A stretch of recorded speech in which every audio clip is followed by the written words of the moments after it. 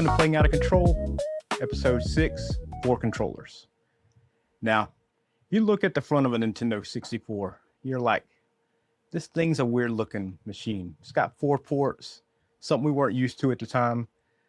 It also had a weird controller. But the key thing about this machine was you could do 4 controllers standard. No multi-tap, no adapters, no extra piece of hardware. Even though the controllers were weird and different, you didn't have to talk your parents into buying you something different. Nintendo put 4 ports on the front of the box because it was making a bet. There would be a room full of people. And for a lot of us, that room was summer break. The Nintendo 64 turned 30 this summer.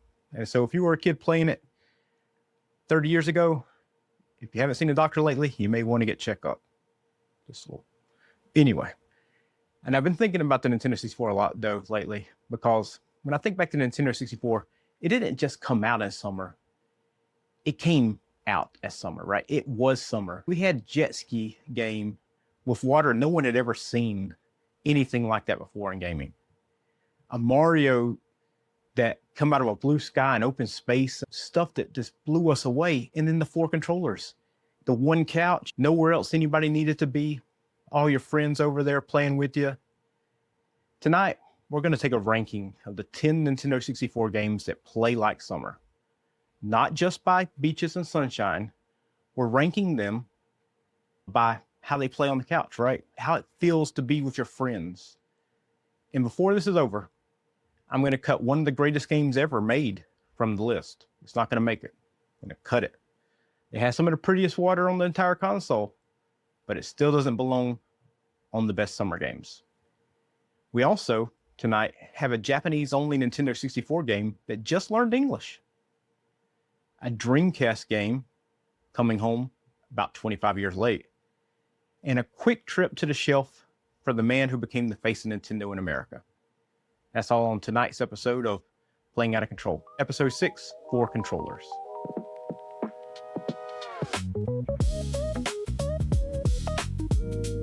All right, guys, welcome to Playing Out of Control Gaming. It's a podcast called Playing Out of Control. I am Adam Richardson. Some of you may know me as Maniac. Some of you know me as Fire Breathing Buddy. Playing Out of Control started in 1998 at a lunch table with me and my buddy Dave, just arguing and talking about video games. It grew into reviews, news, had a Sega site for a while in that era, PC gaming, Nintendo stuff, PlayStation stuff, and everything in between, right? And we lost the site for a little bit, but we brought it back and we're rebuilding it. And we're making good progress on it. The old archive, all the news has been rebuilt. We've got 2/3 of the reviews and things back, and we've got tons of new stuff. And my promise now is the same as it was then. No bought scores, no filters, just opinions. I'll tell you how I feel about it. You tell me how you feel about it. You're more interested in how this started, there's a whole section on the website about the restoration project and history. It's also the full origin story in episode 1. But tonight's episode 6. And last week in episode 5, we made a rule. A summer game has to play like summer. The release date doesn't get a vote. This week, though, for the Nintendo 64, we're adding a second rule. But first, before we get into that, let's take a look at what happened this week. So, here's the news. The Nintendo 64 week almost wrote its own news block this time. 30 years after the machine launched, people are still translating its games, building new hardware for it, and finding things Nintendo itself was never going to bring back. We start with Zool. Now, I'm not talking about the Zool some of you old computer gamers may remember. Not the Zool from the Amiga days, but we're talking about Zool Maju Sukai Densetsu. So, not the Amiga mascot. This is a monster training role-playing game released only in Japan for the Nintendo 64.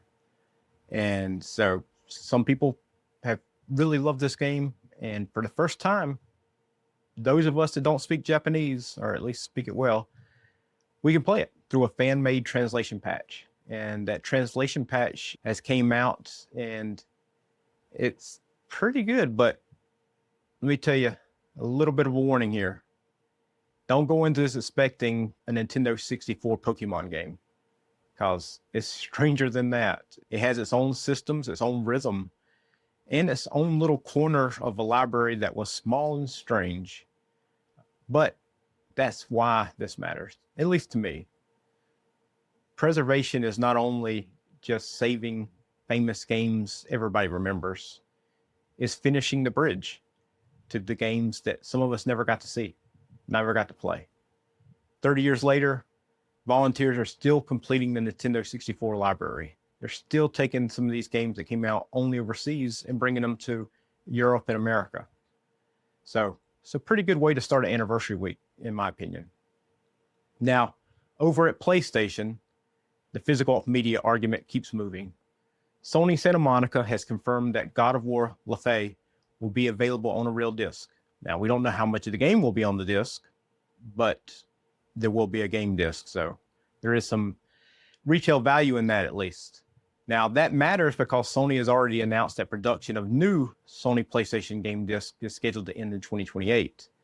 So at least one more major first-party game will arrive as something you can hold on to, lend, sell, and put on the shelf behind you, in my case. But the larger argument's still not going away.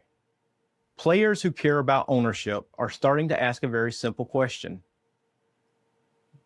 If the same third-party game is available on several machines, why buy it for the machine that has told you physical ownership is ending? This isn't a petition. This isn't like some kind of great thing. It's just saying the market saying, why? So we'll see if people start buying some of these games that are available for Switch 2 instead of buying it on PS5, or maybe they'll buy it on Series X if it's still out on the game. We don't know. So that's where we're at on that story. But the Xbox story has moved too, because Compulsion Games, the studio behind South of Midnight, is independent again. We talked about that recently. And now it's openly looking for co-development partners. Now, let me tell you, if you read any of the books about how game development goes in the game development world, this is a polite corporate phrase of saying, we need help.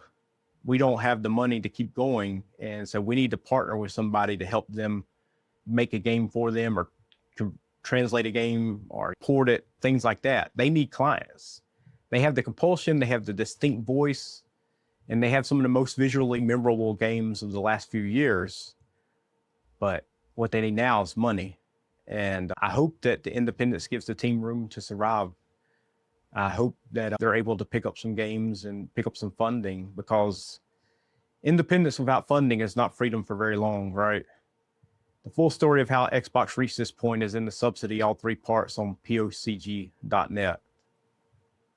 And while we're talking about people who actually make these games, Glen Schofield has announced his retirement from day-to-day game development after 35 years. Now, his career runs from Gex to Dead Space to Call of Duty, the Callisto Protocol. I actually got 2 copies of it over there.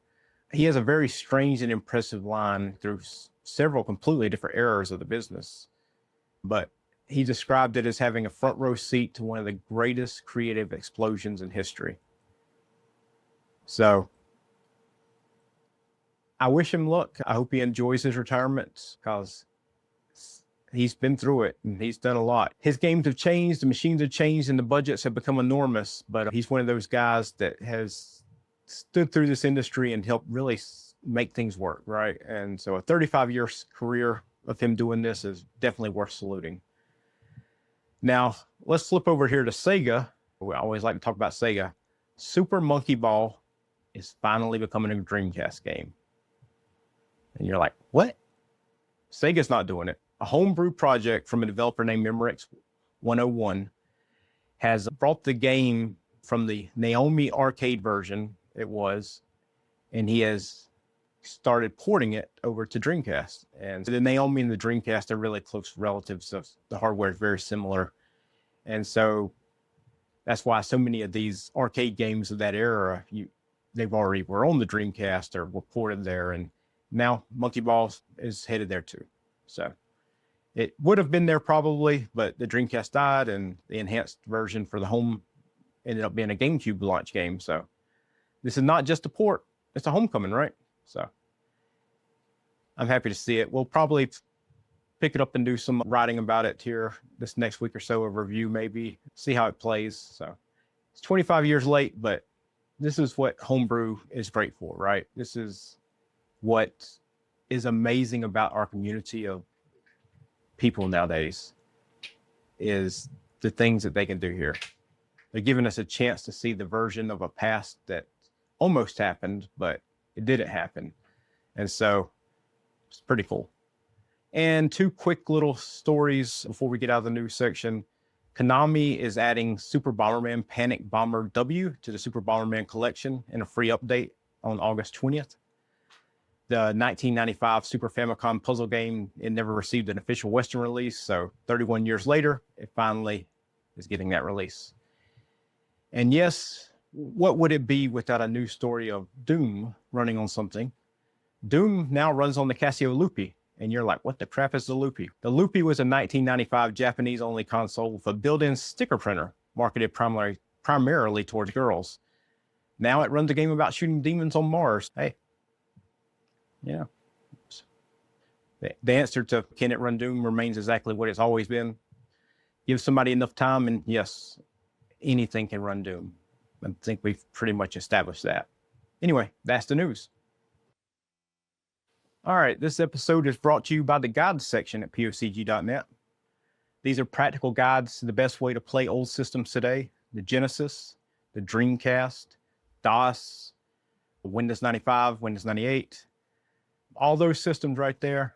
We've got a little guides up there, even the PlayStation 1, how you can play them these days, either using emulators or other methods. So real answers, things I went through to test them to make sure they work. Recently just went through all of them, making sure everything still works.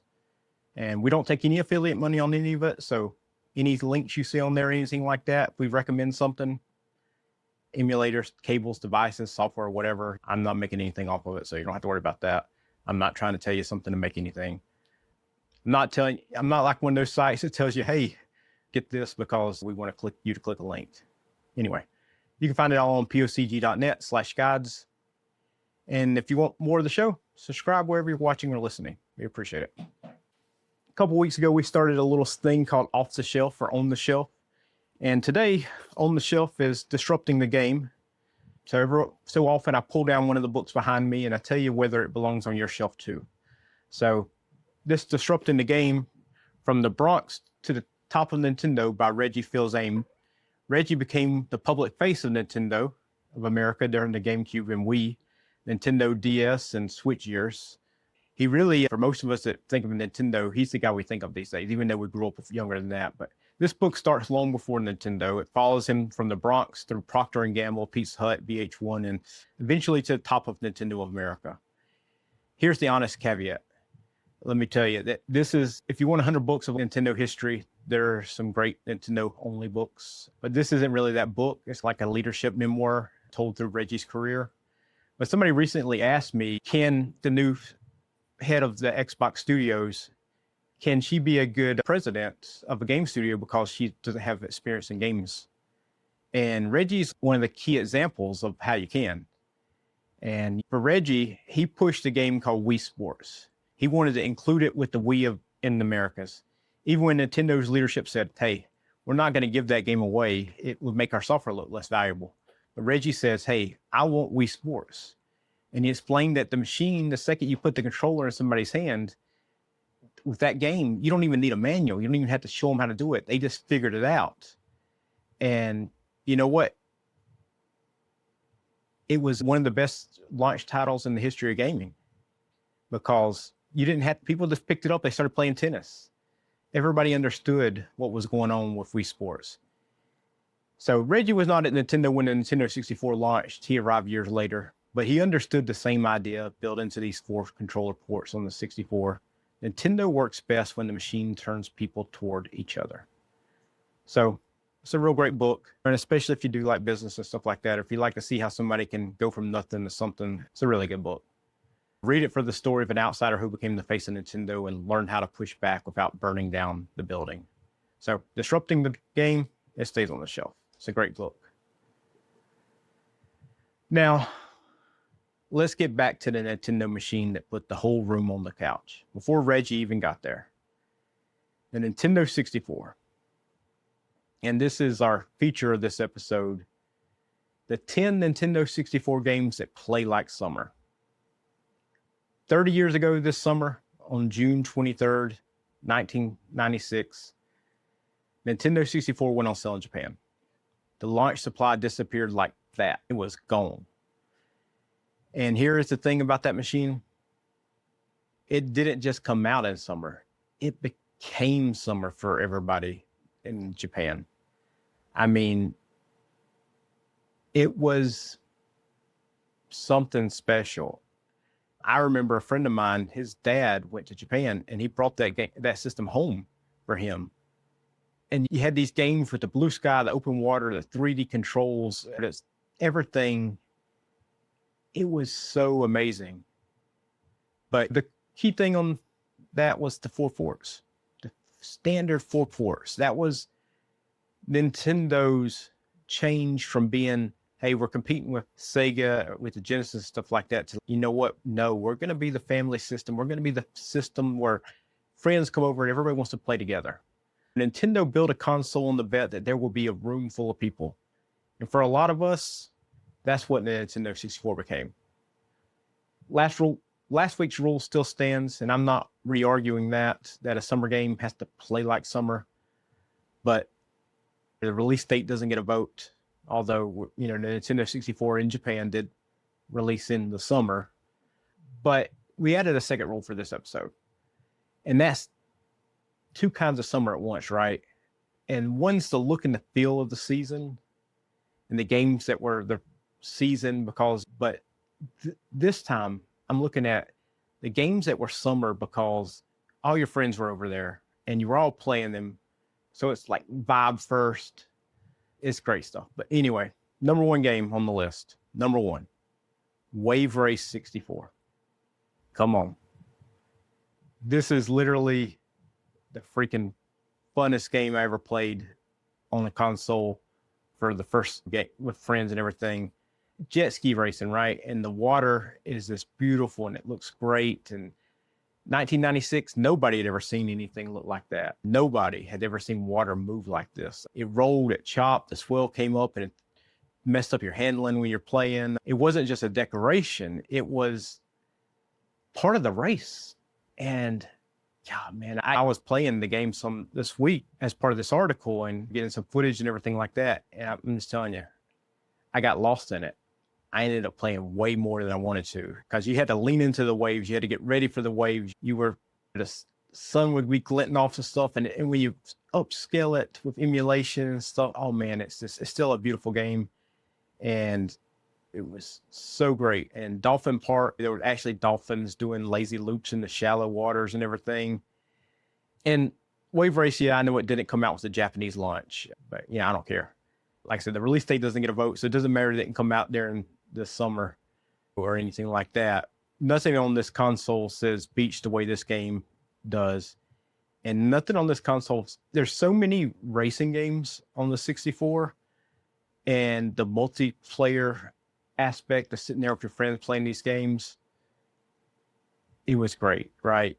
Because you weren't just going across a flat blue texture like you were the previous generation. You're wrestling with the water. So Wave Race is not just a game set in the summer. It's a summer is the mechanic of the game, right? So that's what makes it number 1 for me. Disagree with me? That's cool. I still stick by my choice. Number 2, Super Mario 64. Now, this is the birthday game, right? Launch day game. This is the game that was selling the consoles. And people, what do you remember Mario 64? You remember that the castle with the paintings and the triple jump, the sliding down the hills, the snow levels. There was so much about that game. But here's what I remember. I was standing there in the castle grounds playing that game, and the whole blue skies is open above you. You had nowhere that you had to be. It's not just a level. It was like It's like being outside in a July afternoon, especially back then. That was the most amazing stuff we'd ever seen for the way the graphics played for those type of games. Now, I know there's other games that look better, but it was crazy. You could do things like swim in the moats, and you could climb the trees, and you could jump around the courtyard. And for a generation of players learning how movement worked in 3 dimensions, that freedom, it was really the thing that attracted me to the game. Jolly Roger Bay, right? It put you underwater beside a sunken ship, and you had the tiny, huge island with that's the sun-warmed playground level. And the game is this summer all the way through, except those snow levels I mentioned. But it launched with the machine in summer, and so happy 30th to the game. Great game, though. It just, something about that game, it really just makes me think of summer. Number 3, and now this is the one that really gets you with your friends, right? GoldenEye 007. Not any sunshine or beaches or anything sand in this game, but let me tell you why it's number 3, because of rule number 2. And rule number 2 is exactly this cartridge. Picture divided into quarters. We're all standing there putting stuff around the screen so friends can't see the other side of your screen. Everybody crammed onto the same couch. Everybody trying to cheat off the other person's side of their screen to see where they're at. But come on. Everybody remember hiding the proximity mines in places where people couldn't avoid them. Arguments over who got which corner on the screen. And you know that, friends. We all had that friend. And mine's name was Ben. And he picked Oddjob, and he just wouldn't stop, right? If you grew up with a 64, the smell of summer in somebody's basement, somebody's couch in their living room, and the menu music of GoldenEye loading up. And it's not on the list, like I said, because of scenery. It's here because of the memory. Time you spent with friends during the summer playing games. And memory counts. And why you still have it, at least. Mine's going quickly, so. Now we jump back into the middle of the list, because the middle of the list runs through the entire season of summer. Mario Kart 64. It's got the Koopa Troopa Beach. It's got the friends on the couch playing with you. 4 players in battle mode. That's basically our second thing that we added to what makes this summer. Diddy Kong Racing, similar to Mario Kart, but with a very tropical feel where the world itself is like a vacation. You've got cars, hovercraft, planes, an adventure structure that made the island feel like a place, not just a menu between races. I love that the 64 has so many of the same kind of games that brought everybody together, but they were different at the same time. And then I know a bunch of you suggested this one, Banjo-Kazooie. Come on, Treasure Trove Cove might be the most single obvious beach holiday level on a console, right? Bright sand, blue water, lighthouse in the hill, and a shark that makes sure that you don't want to get too relaxed in the water. And then the game that really started making people want to hate each other, right? Mario Party. The board games that you had friends over for all of a sudden turned into a video game. A game where Nintendo eventually offered protective gloves because rotating the stick, that analog stick around, was tearing up the palm of people's hands. And nothing says friendship like an injury waiver that you'd make people sign to come over and play. And you can't have a summer list without a Donkey Kong game, right? So Donkey Kong 64, a whole humid August of a game, right? Big, loud, overstuffed, the kind of game you could disappear into because school was still weeks away. Man, I love Donkey Kong games. And then last, Mario Tennis. Somehow this game just became something special. Everyone wanted to play tennis against their friends, right? You turn it into a tournament. Everybody's passing controllers around, talking, yelling at each other for missing the serves. It was a great piece added to the Nintendo 64 legacy at the machine's end of life, pretty much. Now, I'll tell you the ones that didn't make the cut that some people suggested. Star Fox 64. Yes, it came out in the summer of 97, but it's a space game. Yes, it's one of the best games on the system, but it's a space game, and it really just doesn't feel like summer. It's a great game, but it's not on this list. Some of you suggested Turok because, hey, Turok's got a jungle. It's also a murky horror shooter where everyone and everything wants to kill you. So unless your idea of vacation is Jurassic Park, yeah, it's not making the cut either. And lastly, the hardest one to cut, but it had to be done. The Legend of Zelda, Ocarina of Time. Yes, it had Zora's Domain, and it had Lake Hylia, and it had some of the prettiest water on the entire console. But it's a dark game at times, right? And it's not really a summer game. Maybe it'll make it into our fall games because it is kind of autumn epic about the end of the world. But it's not summer. So it's a lot of things, but it's not a day at the beach. And loving a game is not the same thing as it belonging on this list. The whole point of this list is to stop pretending that they're the same thing. And one last thing for you long-term listeners, those that have been with me here since the early episodes, which was only a few ago. Episode 2 told the story of the chip Sega said no to. This machine is what that technology grew into. 30 years later, I'm primarily a Sega guy, but here I am ranking Nintendo Summer. So life's kind of funny like that. The full ranked 10 games is up right now on POCG.net as a new top loader. So go check it out. Go argue with my order in the comments. But the better thing to do would be find a couple 3 or 4 controllers, find a few friends to come over, pull up the 64, find a fan, and get a cold drink and play the Nintendo 64. Last week, I asked you for your Nintendo 64 summer games. I asked the question a week early because the list was already coming. Whether your answer was Wave Race, Mario Kart, GoldenEye, or something I left off completely, some of you named Zelda, thank you for making the case. That's the part of these lists I like. The ranking starts the argument. Your memory is what finishes it. So here's this week's question. Who was the friend who always picked Oddjob in GoldenEye? Name no names if the wound is still fresh.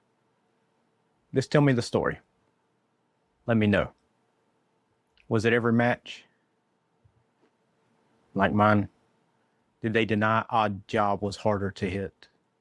Did the whole room eventually ban him? Or were you the Oddjob friend?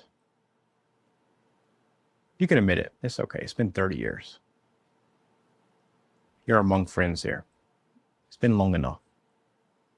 Anyway, next week, the Game Boy closes out the summer run as we head towards its July 31st anniversary. The Super Nintendo started the argument. Nintendo 64 put everybody on the couch. And the Game Boy, it took summer outside. It took summer on trips. Comments are open on YouTube. If you have any complaints, comments, the forum is available at forum.pocg.net. And everything else. Blue Sky, Mastodon, Reddit, everything. Instagram, Facebook. You can find it all. We're on there. And the links are all on POCG.net. I'm Adam Richardson. This is Playing Out of Control, episode 6. We've been here since 1998. No bought scores. No filters. Just opinions. So, thank you. And enjoy your week. We'll see you next time.